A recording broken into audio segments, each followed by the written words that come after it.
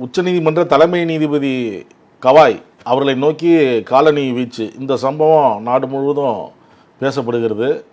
நிறைய பேர் இந்த விஷயத்தை கண்டிக்கிறாங்க.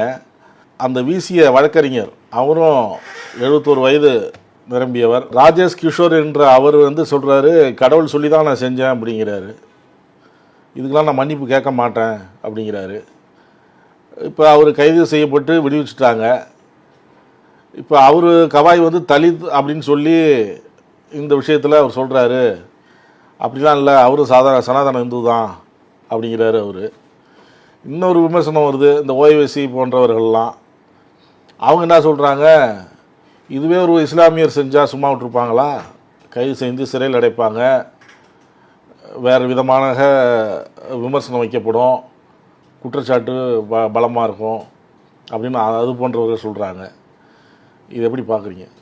அதாவது ரெண்டு விஷயத்த நம்ம வாசகர்களுக்கு ஞாபகப்படுத்துவதற்காக, இப்போ நம்ம முன்னாள் சந்திரசூட்டு, அதுக்கப்புறம் அவருடைய பையன் சந்திரசூட்டு, அந்த சந்திரசூட்டு தலைமை நீதிபதியா பதவியேற்றதற்கு பின்பு அவருடைய பீரியட் முடிஞ்சதுக்கு அப்புறம் இப்போ கவாய் பதவி ஏற்கின்ற போதே மகாராஷ்டிராவில் இவரை எப்படி மதித்தார்கள் என்பதை நம்ம வாசகர்கள் ஞாபகத்துக்கு கொண்டு வரணும்.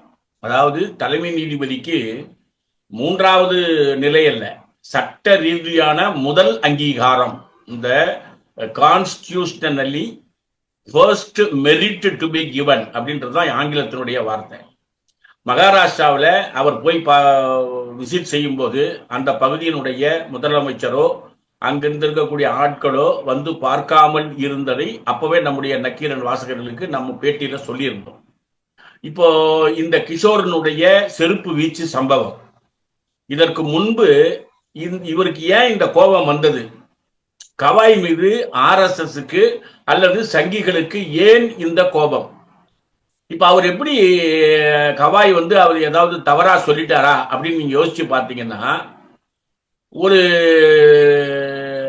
சட்ட ரீதியான தீர்ப்பு சொல்வதற்கு முன்பு சாட்சியங்கள் தேவை.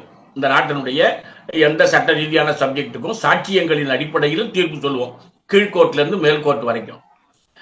இவர் போட்டிருக்கிற வழக்கினுடைய தன்மை என்ன என்று பார்த்தீங்கன்னு சொன்னா, ஒரு கோயில்ல அந்த கோயிலினுடைய புனரமைப்பு பணி அல்லது அந்த தொல்பொருள் ஆராய்ச்சி, அதாவது அந்த ASI நிர்வாகம் செய்ய வேண்டிய ஒரு பணி சம்பந்தமா இந்த விஷயத்தை எப்படி ஆராய்ச்சி செய்யணும் என்று இன்னைக்கு என்ன சட்ட ரீதியான அணுகுமுறை இருக்கிறதோ அதைத்தான் இந்த கவாய் தெரிவிச்சிருக்கிறார்.